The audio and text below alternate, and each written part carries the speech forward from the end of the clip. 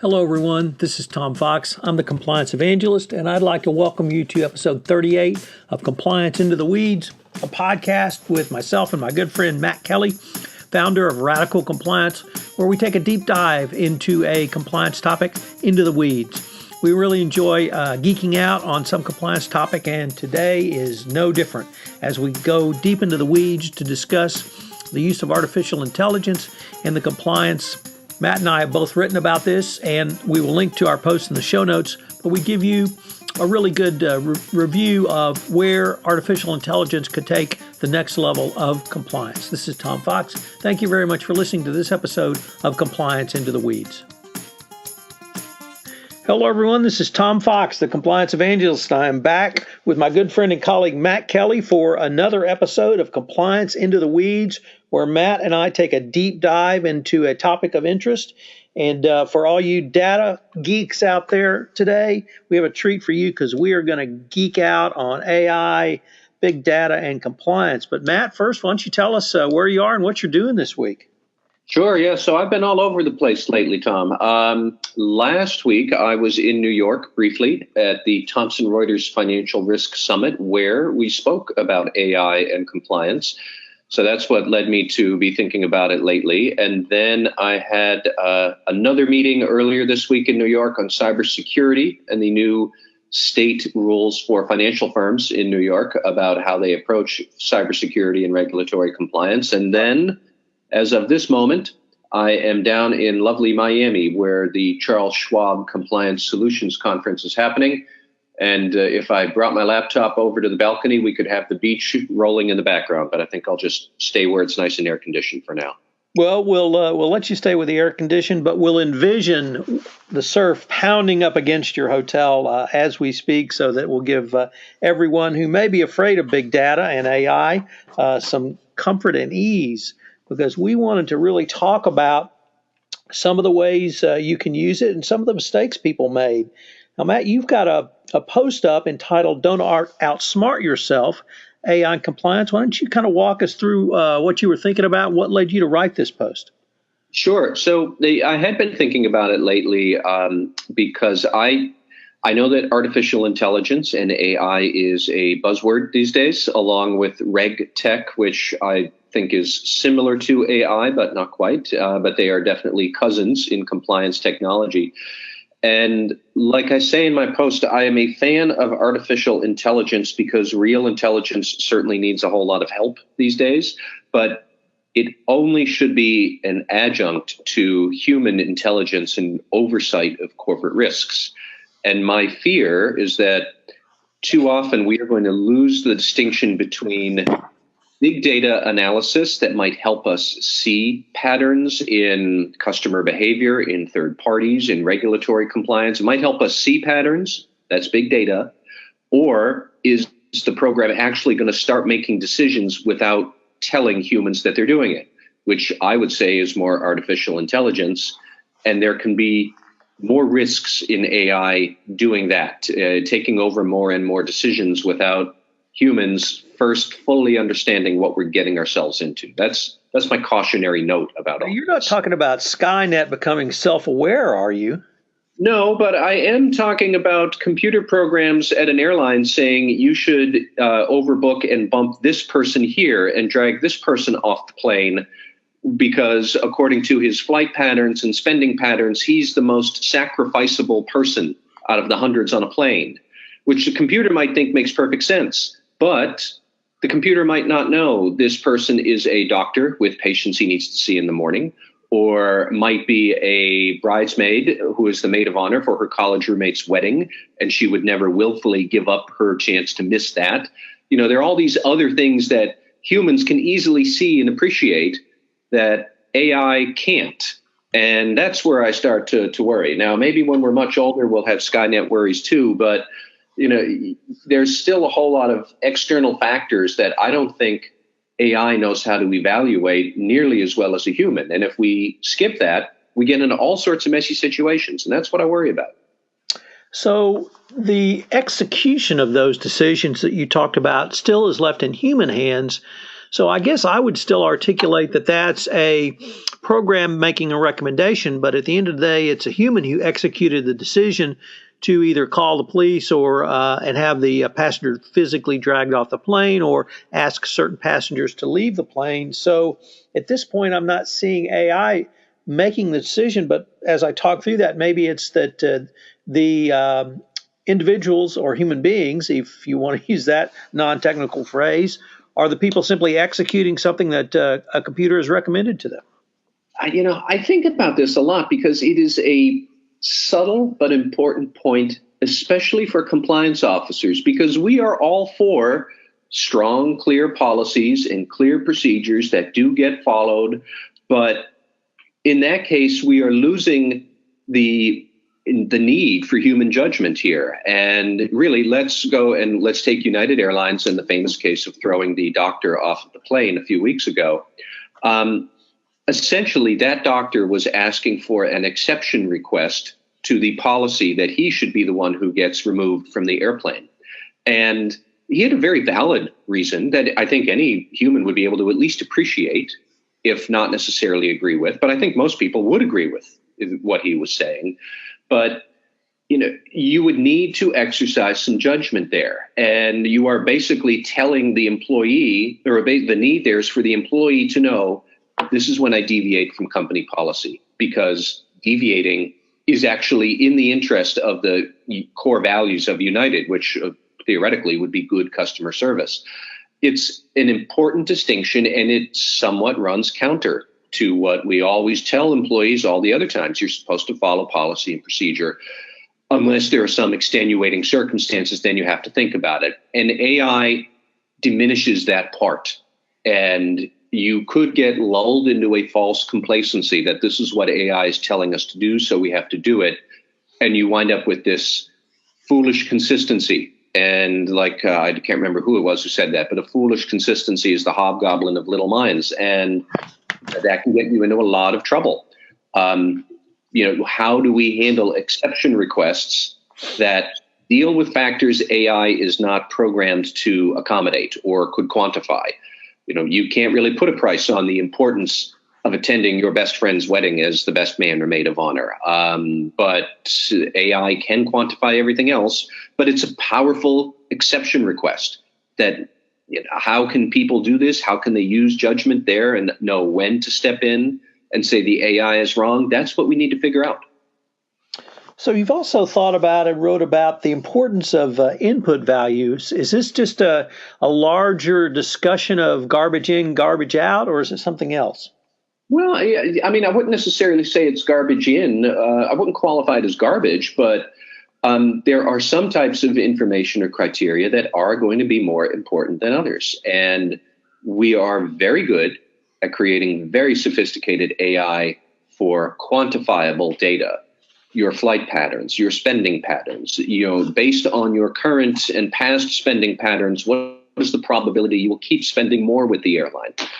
AI can figure all of that out, but it can't necessarily evaluate and quantify the more, I'll say, soft or ethical values, the moral values and emotional experiences that we all take for granted. And we know how to sort out what's important and what's not. That's not garbage. It's very important, but evaluate it, put a number, scale from 1 to 10. How important is it that you make a business meeting or attend a birth of a child or something like that? We don't yet know how to do that. I don't think, or I think if we believe we know how to do it, there's still going to be plenty of times when we might fall into a mistake, a pitfall, a trap of some kind. I guess I would see that as really the sophistication of your AI program, because if you because you can sit down and actually manually plot those, and then you have to input that into either a spreadsheet or an algorithm that can make those decisions. So I guess I just see that as a more sophisticated type of AI. And maybe 30 years from now we'll have a different conversation about this. I don't know enough about the sophistication of AI to say for certain when we might be able to accommodate this, or if we are already accommodating it. I think to a certain extent, we might just want to ask, is it worth it? to invest all the time to develop such a sophisticated program, or could you focus more on training and core values and just say to your employees, when somebody refuses to get up off of the airline and give up a seat, double the amount of money, triple it, quadruple it, and offer it to everybody. Somebody's going to solve that problem. Somebody will get off the plane at that point. And then you've found a much faster way and a simpler way to alleviate what could be a very dangerous problem. As United learned, it became just a horrendous reputation risk gone wrong. So I don't quite know, but I do think that we still have a lot to learn to figure out how to use AI well and square it with core values and ethical conduct as humans recognize it. Does that tie into your third point of problems of scale, or is that something different?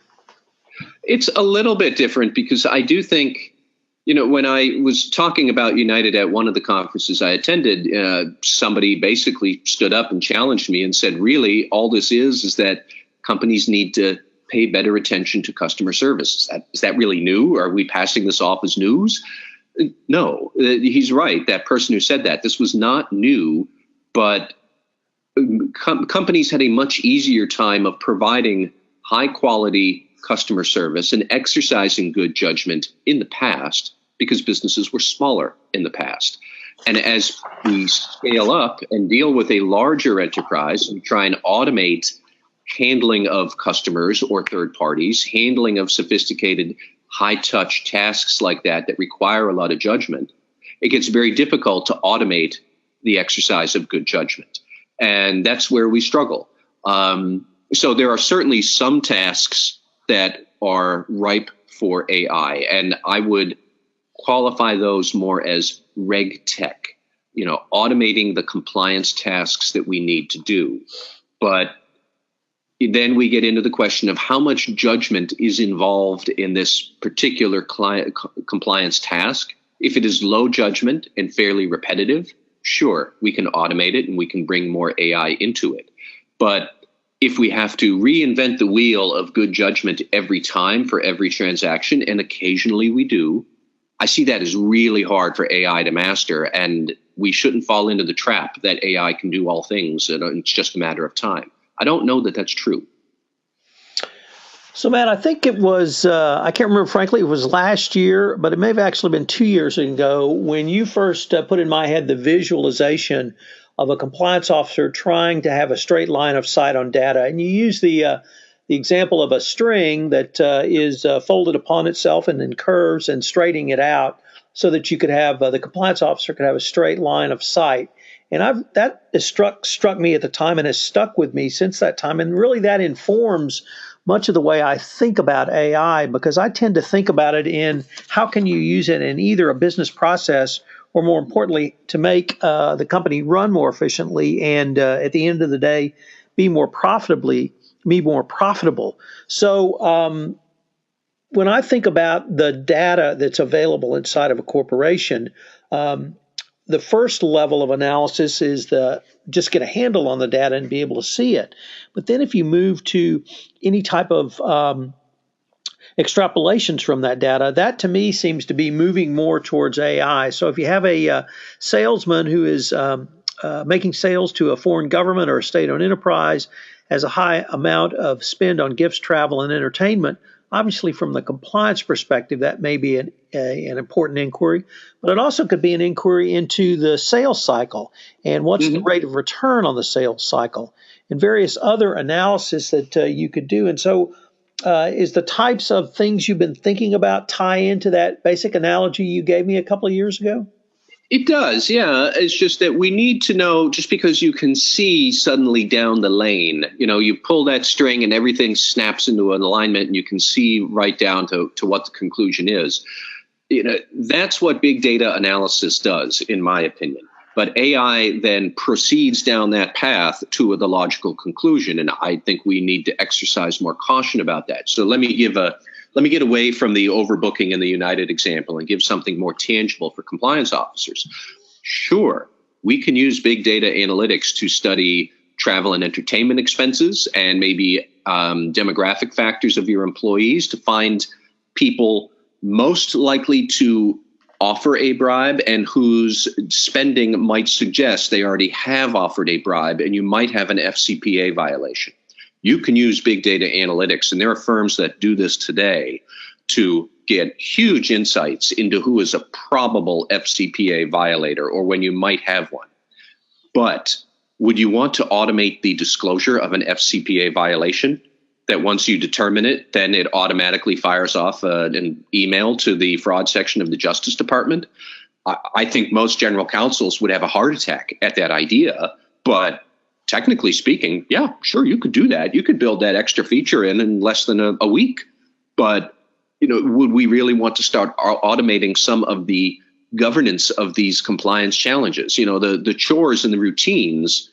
That's one thing you can automate, but the actual oversight of it, and like Tom, as you said, somebody actually doing compliance, I don't know that we want to automate the doing of compliance to algorithms and machines. We still need humans to know how to do this.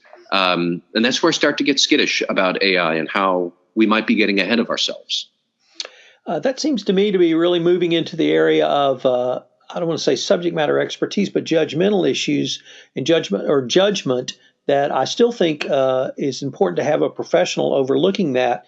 But I guess I would argue that having as much information as possible, even if it's a computer program saying based upon all of these factors, you have a risk ratio or risk ranking of X to Y, and it's something that may require further investigation on your part. Yeah, that sounds fine. I'm all for big data analytics uncovering patterns that human brains might not be able to see.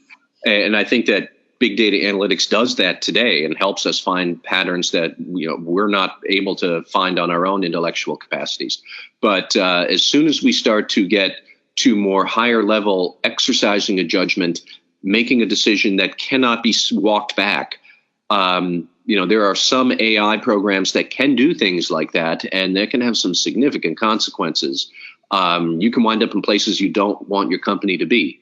And frankly, I just don't think that we are anywhere near able to handle that as a society and as companies yet, starting to automate and hand over bigger tasks. So I get to be a little cynical about the potential of AI for some of these tasks. Big data analytics, all for it, love it. But then, what do we do with this information if we do whatever the computer tells us to do? That's not good. And that I think investors, regulators, third parties, they would see that and frown on it, which is exactly what happened with United. I mean, it wasn't a compliance violation to take that doctor off of the plane, but everybody hated the decision that the computers told the employees they should make. We constructed a system where it was very easy for employees to put good judgment on hold and see, do our actions match with the core values the company would really want to uphold? I suspect there are other examples that are in anti-corruption, antitrust, signing business contracts, bid rigging and whatnot that we really need to think long and hard about, do we understand all this yet? I don't know that we do. So let me change the subject just a little bit, because I've been thinking about this next topic quite a bit, which is, are there any tasks in the compliance world that would lend themselves to a utilization of big data or even an AI solution? So, for instance, a due diligence rating, or a KYC rating, or a suspicious activity report analysis. Have you really thought about that? Are there any tasks? Because that's what I'm beginning to get questions on. Are there tasks that could be outsourced to this type of solution with an appropriate actual compliance officer or human being oversight? Yeah, I think all of those things that you listed, they're spot on and ripe for big data automation. I know there are companies that are selling that and customers who are buying it today. Any task that has to be done at scale and is largely going to be the same, which gets us dangerously close to uttering the word checklist, which I know is a dirty word and we're not supposed to, but really big data goes through a checklist of software code to perform a certain number of tasks. And, so automating due diligence, I think, is fine. I think fraud analysis is excellent for it. I think probably collecting evidence for testing your internal controls in many ways, that could be automated. I know that in financial services in particular, they are very eager to get customer onboarding automated and streamlined across borders because it is a globalized competitive world for providing financial advice. And so if you have to keep onboarding the same customer with a form that he has to print out and sign at the very end after 19 different clicks through a website, and he has to do it all over again if he moves from the United States to the UK or to Spain or something like that. How do we move away from that so that's just all one global interface? Financial services firms are all over that, and they are working mightily on reg tech to get that done. So there's plenty of ways you can make it start to work, and that it could work very well. Well, Matt, this has just been a fascinating discussion and topic, and I think that we only scratched the surface, but we may be really at the start of this discussion going forward, and I really look forward to continuing this with you. We shall see where it goes. Thank you again. Thank you. Hello, everyone. This is Tom Fox again. Thank you very much for listening to this episode of Compliance Into the Weeds. Matt and I would love to hear from you. You can reach Matt at mkelly@radicalcompliance.com. You can reach me, Tom Fox, at tfox@tfoxlaw.com. Also, if you've listened to this podcast on iTunes, I would greatly appreciate it if you would rate us, as it would help improve our rankings and also get the word out about the only compliance podcast which goes deep into the weeds of a compliance topic. I hope you will join us for our next episode of Compliance Into the Weeds.